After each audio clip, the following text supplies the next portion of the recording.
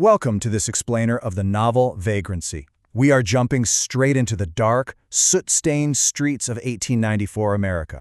The country is absolutely reeling from the panic of 1893. Unemployment is everywhere, and the roads are just packed with desperate guys looking for work. But this isn't just your standard historical story about hard times. It's a deep, profound deconstruction of systemic exploitation. It looks at just how quickly and easily a human being can get chewed up in the gears of a merciless machine. We're going to really dive into the systemic critiques woven all throughout this incredibly powerful narrative.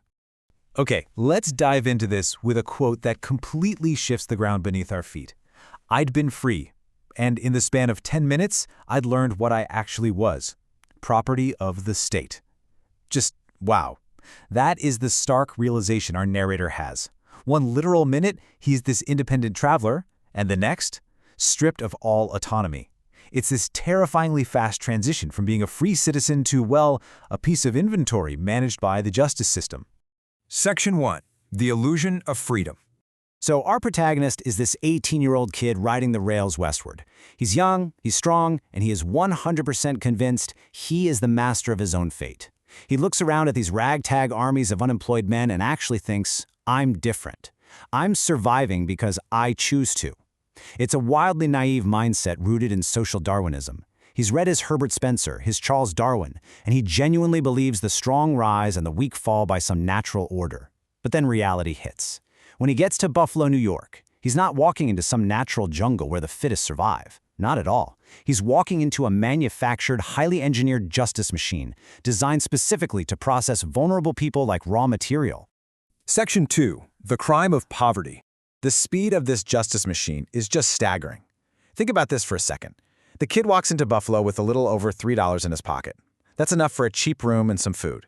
In the morning, he pays 15 cents for a legitimate bed in a flop house, totally thinking he's safe. But cities in 1894 were basically criminalizing existence to deal with the economic panic. So by midday, the police do this brutal sweep of the flop house. Even though he has money and a literal receipt, he's beaten and thrown into a wagon. By the afternoon, he's standing in front of a magistrate who hands down a 30-day sentence. No lawyer, no jury, the judge doesn't even look him in the eye. And by nightfall, his hair is shaved off, he's covered in delousing powder, and he is locked in a stone cage as prisoner number 73251. The court is literally operating like a factory line, stamping out convictions every 30 seconds. Which leads us into the dark heart of the novel. Section 3. The Prison Economy. Once he's inside the Erie County Penitentiary, our protagonist starts out on the coal gang, which is just grueling, lung-destroying work. But because he can read, write, and do basic math, he catches the eye of the hallmen. These are the privileged prisoner trustees who basically run the cell blocks in secret. They promote him to keep their ledgers, and this is where the blinders come off. He sees the two economies of the prison. On the surface, you have the official economy. 8 ounces of bread per meal, official rules from the warden, flat 30-day sentences. But underneath, the real economy. The hallmen, who are led by this lifer named McGuire, skim ounces of bread from every single basket. They control the surplus. And then they lend that bread out to starving prisoners at a staggering 20% compounded interest. It's this miniature, ruthless version of capitalism built entirely on artificial scarcity and extortion. McGuire actually justifies this ruthless exploitation, and his logic is chilling. He tells our protagonist, you know what we are? We're civilization. We're the invisible hand keeping this jungle from tearing itself apart. Let that sink in.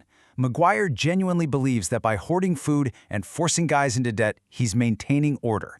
He views his cut, the skimmed bread, and the insane interest rates as just the necessary tax for keeping civilization intact. But of course, this philosophy creates a completely vicious debt trap.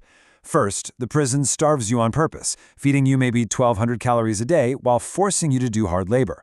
Second, out of pure, desperate hunger, you borrow a tiny scrap of bread from the hallman. Third, because you now owe future rations to cover that 20% interest, you get even weaker, which means you can't work as hard. And finally, you are stuck in permanent debt. The novel shows this tragically through Tommy Reagan. He's a 16-year-old orphan who is just slowly, agonizingly crushed to death by the laundry crew, all because he had the audacity to be hungry. Section 4. The Cost of Complicity. Being part of this machine forces our guy into a massive moral crisis.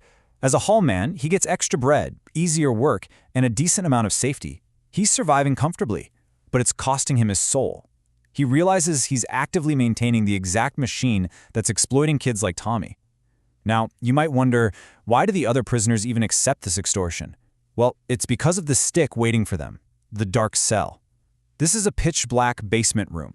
Defiant prisoners, like a man named Sullivan, are thrown down there strapped into straitjackets for days. No light, no food, no water. They come out completely broken. The Hallman's corrupt carrots, those tiny bread loaves, they only work because the warden's absolutely terrifying stick is always waiting in the basement. An older, much wiser prisoner named Johnny Heinhold delivers what is really the central thesis of the entire book. The system works because smart men decide their own comfort is worth more than solidarity with the people being crushed. Johnny points out something crucial. It's not the warden or the guards keeping this prison running so smoothly, it's the complicity of the smart prisoners, men exactly like the protagonist, who are willing to oil the gears of their own oppression if it means they get a slightly better cell and a fuller belly. Section 5. The Price of Resistance. The breaking point finally comes. Young Tommy Regan collapses from exhaustion, completely unable to pay this manufactured debt. Our protagonist just can't do it anymore. He refuses to squeeze a dying kid for profit. He unilaterally forgives Tommy's debt and resigns his privileged spot as a hallman. He refuses to be a cog. And he does this knowing exactly what's coming. The retaliation is incredibly swift. He's stripped of all privileges and extra food immediately. He gets thrown onto the latrine crew, which is 8 hours a day hauling human waste, the most back-breaking, unsanitary job in the place. He's constantly harassed. And when he finally snaps and calls out Warden Brockway to his face, calling the whole system slave labor, the warden just calmly reminds him that he has total power and arbitrarily tacks 3 extra days onto his sentence. The physical toll of taking this stand comes down to one brutal number: 1,800. That's his daily caloric deficit on the latrine crew. He's burning 3,000 calories hauling waste, but he's only fed 1,200. Literally, his body is cannibalizing itself to stay alive. He's losing half a pound of muscle and fat every single day. The system is mathematically designed to erase him just for stepping out of line. As he's wasting away, literally right on the edge of collapsing for good, Johnny Heinhold gives him one last vital piece of advice. Survive now, fight later. Write it down, tell people on the outside what happens in places like this.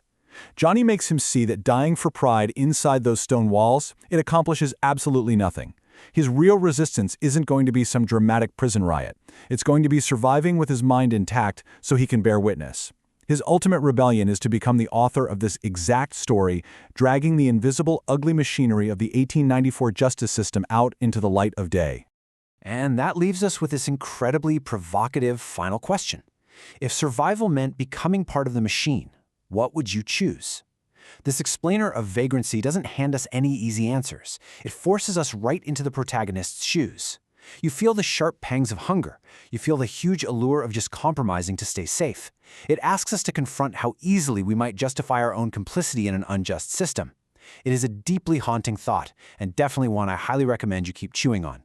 Thanks for joining me on this explainer, and I really hope this deep dive left you with a lot to think about.